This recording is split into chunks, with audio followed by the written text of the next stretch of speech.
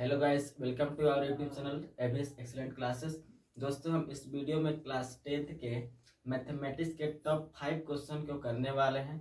तो आप लोग इस वीडियो को अंत तक देखिएगा, क्योंकि ये जो क्वेश्चन मैं पास कराने वाला हूँ ये एग्जाम के दृष्टि से अति महत्वपूर्ण है। ठीक है, तो चलिए बिना टाइम वेस्ट किए हम वीडियो को स्टार्ट करते हैं। तो क्वेश्चन है फर्स्ट नंबर की द्विघात समीकरण 9x² - 6x + 1 = 0 के विवेचक याद करना है, और फिर मूलों की क्या करना है, प्रकृति भी बताना है कि मूलों की प्रकृति क्या होगा। तो आइए दोस्तों हम देखते हैं कि इसको कैसे सॉल्व कर सकते हैं। तो द्विघात समीकरण जो दिया है इसको लिखेंगे कि द्विघात समीकरण बराबर 9x² - 6x + 1 = 0, और यहाँ से हम लोग a, b और c का मान निकाल लेंगे। ठीक है, a का मान कैसे निकलेगा, तो x² के गुना में 9 है तो ये 9 हो जाएगा, और x के गुना में जो होता है वो b का मान होता है, -6 दिया है तो -6 लिख लेंगे, और c का मान असर पद यानी कि 1 विवेचक, इसलिए लिखेंगे विवेचक, यानी कि इससे शॉर्ट में हम लोग डी लिखते हैं। फॉर्मूला होता है इसका कि b² - 4ac, ये विवेचक निकालने का फॉर्मूला होता है। b², b का मान कितना है, -6 है तो -6 का स्क्वायर -4, और a का मान 9 है तो यहाँ पर 9, और c का मान 1 है तो 1। -6 का स्क्वायर करेंगे तो ये कितना हो जाएगा, 36, माइनस के माइनस 4 9 36, और 36 से कम 36, 36 में से 36 गया 0, ये हमारा विवेचक निकल गया। अब कह रहे हैं कि इसके ना मूलों की प्रकृति बताना है। ठीक है, तो यहाँ पे जो d का मान 0 आया है, लिखेंगे चूंकि d बराबर 0, और जब भी d का मान 0 आता है ना तो उसके मूलों की प्रकृति जो होता है ना वो वास्तविक और समान होता है। तो लिखेंगे इसलिए मूल की प्रकृति वास्तविक और समान होंगी। ठीक है, अब ये मैंने कैसे लिखा है कि d का मान 0 आया है, तो हम कैसे लिख दिए कि ये वास्तविक और समान होगा। तो एक बात ध्यान रखिएगा कि अगर d का मान जो होगा ना, अगर 0 आता है, d का मान अगर 0 होता है तो जो मूलों की जो प्रकृति होती है वास्तविक और समान होता है, वास्तविक और समान। अगर d का मान अगर 0 से बड़ा आए, अगर ये जो d निकाले हुए विवेचक अगर इसका मान 0 से क्या आ जाए, बड़ा आ जाए, तो यहाँ पे जो होता है ना इसका मूल की जो प्रकृति होता है वास्तविक और असमान होता है। क्या होता है, अवास्तविक और समान। अगर d का मान जो होगा ना 0 से छोटा है, d <0 कहने का मतलब कि 0 से भी छोटा अगर d का मान है, मतलब कि d का मान माइनस में आए, तो इसका जो प्रकृति होता है वो अवास्तविक होता है। क्या होता है, अवास्तविक होता है। और ये जो तीनों शर्त मैंने लिखा हुआ है इसको भी आप लोग याद कर लीजिएगा, क्योंकि यहाँ से भी क्वेश्चन ऑब्जेक्टिव में यहाँ से आता है। ठीक है, तो नेक्स्ट क्वेश्चन हम लोग देखते हैं। क्वेश्चन है हम लोग का ट्रिगोनोमेट्री से रिलेटेड कि 4tan² 45 plus cos² 30 degree minus sin² 60 degree का मान ज्ञात करना है। ठीक है, कैसे बनेगा, तो यहाँ पे 4 का लिखेंगे 4 और tan² 45, तो tan 45 का जो मान होता है 1 होता है, और स्क्वायर है तो स्क्वायर, प्लस के प्लस cos 30, तो cos 30 का मान होता है √3/2, √3/2, और cos स्क्वायर है तो इसको भी क्या करेंगे, स्क्वायर लगा देंगे, माइनस के माइनस sin² 60 डिग्री, तो sin 60 का मान भी होता है √3/2, तो यहाँ पे लिखेंगे √3/2, स्क्वायर है तो इसको भी लिख देंगे स्क्वायर। अगर आप लोग ध्यान से देखिएगा तो ये जो √3/2 स्क्वायर ये प्लस में है और ये माइनस में है, और दोनों सेम है तो कट जाएगा। 1 का स्क्वायर 1 होता है, और 4 का 4, तो 4 गुण 1 का स्क्वायर 1, 4 में 1 से गुना करेंगे कितना हो जाएगा 4।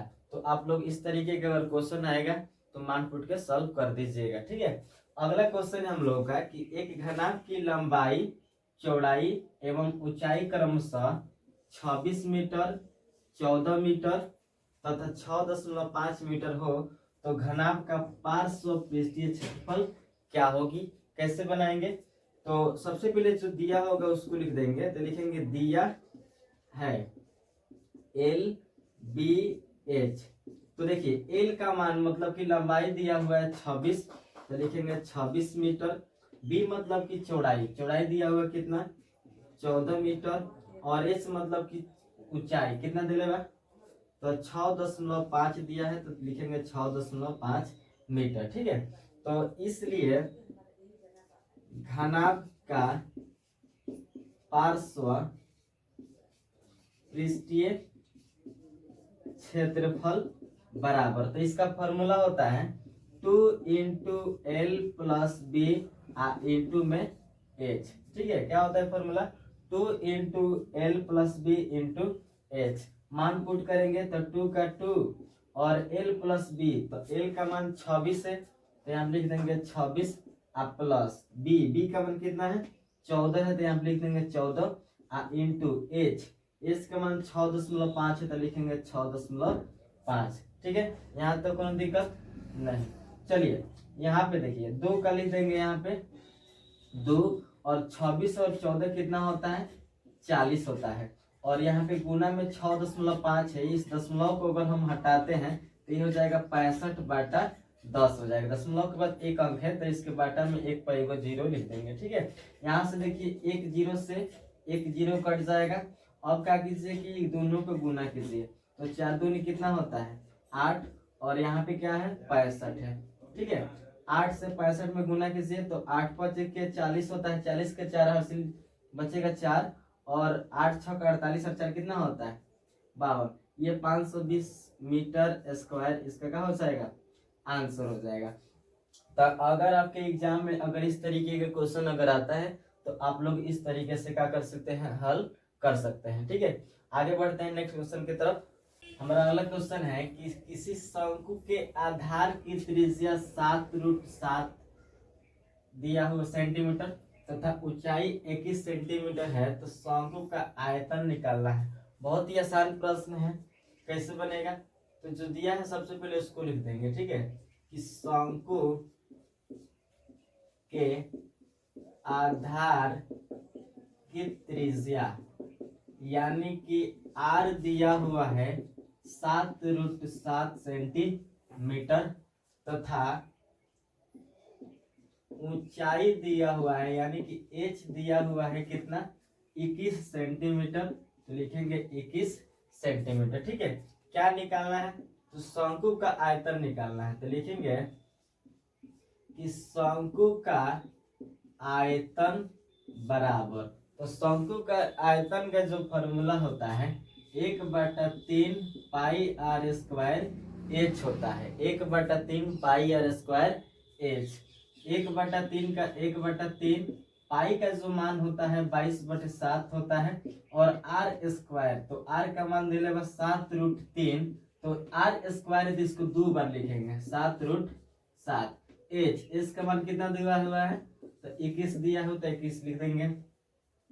7 से जो 21 हो जाएगा ये 3 बार में कट जाएगा, 7 का 21, और इस 3 से ये 3 भी क्या हो जाएगा कैंसिल हो जाएगा। ठीक है, अब देखिए ये 22 का लिख देंगे यहाँ पे 22, और 7 में 7 से गुना करेंगे 7 7 49, और √7 में √7 से गुना करेंगे ये हो जाएगा 7, 7 7 49, और √7 में √7 से गुना करेंगे ये हो जाएगा 7। अब इस 22 को 49 में और जो आएगा उसको 7 में मल्टीप्लाई कर देंगे। ठीक है, तो सबसे पहले देखिए 7 से 22 में गुना कीजिए तो ये कितना हो जाएगा 22 में अगर 7 से मल्टीप्लाई करते 7 दूनी 14, 7 1 14 15 हो जाएगा 154, और 154 में 49 से मल्टीप्लाई कर देंगे। ठीक है, तो 9 चौके कितना होता है 36 के 6 हर से 3, 9 से 45 3 कितना होता है 48 के 8 हर से 4 बचेगा, और 9 एकम 9 और 9 8 4 कितना होता है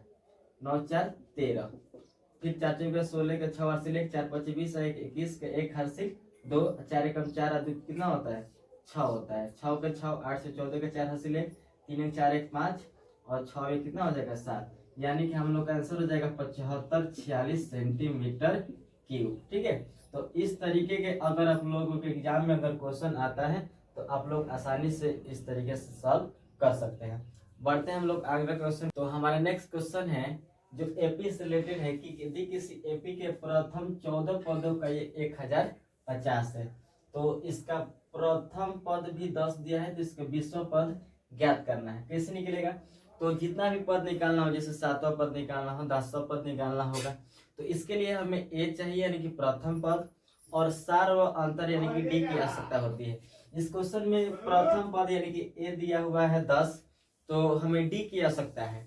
डी को कैसे निकालेंगे? तो ये जो यहाँ पे 14 पदों का योग जो दिया हुआ है 1050, इससे हम पहले डी को फाइंड करेंगे, उसके बाद हम लोग 20वां पद को आसानी से निकाल सकते हैं। तो लिखेंगे कि a इज इक्वल 10। इसके अलावा इस क्वेश्चन में दिया हुआ है 14 पदों का योग, तो 14 पदों का योग यानी कि इस 14 दिया हुआ है 1050, और किसी भी एपी के योगफल का जो फॉर्मूला होता है वो होता है n/2 into 2a plus n-1 into D. इस इक्वल में क्या लिखेंगे? 1050। यहाँ पे जो इस 14 के मतलब हुआ ना कि n का मान 14 दिया हुआ है, तो n के जगह पर हम क्या रखेंगे? 14। ठीक है, तो ये हो जाएगा 14/2 इंटू 2a, तो 2, और a का मान 10 दिया है तो लिखेंगे 10 प्लस n-1, n का मान कितना है? 14 है, तो 14-1, और d जो है ये d को फाइंड करना है, तो यहाँ पे d के d रख देंगे बराबर में 1050। ठीक है, अब देखिए इसको क्या कर सकते हैं, तो मुझे लगता है कि ये जो है ना 14 से ये कट सकता है, तो 14 सत्ते 14-25 98, 14 सत्ते कितना होता है? 98, और 105 से छोटा 98 लिए हैं, बचेगा 7 जाएगा, 0 के बचते हो जाएगा 70, और 14-25 कितना होता है? 70 होता है। ठीक है, अब देखिए यहाँ पे क्या बच रहा है, ये जो 2 है ना, 2 ये बाटा में है, तो यहाँ पे बराबर के अगर इस साइड लेकर आते हैं तो ये गुना में चला जाएगा। 10 दूनी कितना हो जाएगा? ये 20 हो जाएगा, प्लस 14 में से 1 गया, ये कितना बचेगा? 13, और 13 में डी से गुना करेंगे, ये हो जाएगा 13d, बराबर में कितना है? 75 है, 75, ये 2 बाटा में इधर आएगा तो क्या हो जाएगा? गुना में हो जाएगा। अब करेंगे कि ये 20 को भी बराबर के इस साइड ला देंगे, तो इधर का बचेगा 13d, और 75 दूना का 150 होता है। ठीक है, अब प्लस में 20 इधर आएगा तो क्या हो जाएगा? माइनस में 20। अब हमको डी का मान फाइंड करना है, यानी कि 13 को भी बराबर के इस साइड लाएंगे तो इधर बचेगा डी। 150 में से 20 को अगर माइनस करते हैं तो ये आ जाएगा 130, और डी के गुना में 13 था, इधर आएगा तो क्या हो जाएगा? बाटा में 13 से 130 जो है कितना टाइप से कटेगा? तो 13 दहिया 130 होता है, यानी कि यहाँ पे डी का जब मान पता हो गया तो हम आसानी से 20वां पद निकाल सकते हैं। और 20वां पद निकालने का बहुत ही आसान तरीका है कि 20वां पद यानी कि a 20 बराबर, इसके फॉर्मूला डायरेक्ट लिख सकते हैं हम लोग कि a प्लस 19d। इसका जो फॉर्मूला होता है, मेन फॉर्मूला n बराबर a plus n-1 into D होता है। बट ये फॉर्मूला ये बहुत ही मतलब कि क्या बोलते हैं, ये ट्रिक है कि मान लीजिए कि अगर निकालना है 16वां पद, तो 16वां पद निकालना है, यानी कि 16 में से 1 माइनस करके करेंगे तो 15 आएगा, तो ये प्लस 15d का हो जाएगा, फॉर्मूला हो जाएगा। मान लीजिए 10वां पद निकालना होता है, ये प्लस 9d, यानी कि जितना पद निकालना होता है, जितना पद निकालना होता है उसमें से 1 माइनस करके उतना डी ए में जोड़ दिया जाता है। जैसे कि मान लीजिए कि यहाँ पे 20वां पद निकालना था, तो 20 में से 1 गया 19 डी हम क्या करेंगे? 1 में जोड़ देंगे। ठीक है, तो a का मान जो होता है कितना दिया हुआ है? 10 प्लस 19 का 19, और डी का मान कितना आया हुआ है? 10 आया हुआ है। 10 का 10, 19 दहिया कितना होता है? 190, और 190 में 10 को ऐड करते हैं तो ये हो जाएगा 200। तो हमारा जो 20वां पद होगा वो कितना आएगा? 200 आएगा। ठीक है, तो आप लोग इस तरीके का अगर प्रश्न आपके एग्जाम में आता है तो आप लोग आसानी से सॉल्व कर सकते हैं। उम्मीद है कि आप लोगों को ये वीडियो इन्फॉर्मेटिव लगा होगा। अगर इन्फॉर्मेटिव लगा है तो इस वीडियो को लाइक, शेयर, और हमारे चैनल पर अगर पहली बार आए हैं तो आप चैनल को सब्सक्राइब भी कर सकते हैं। ठीक है, मिलते हैं।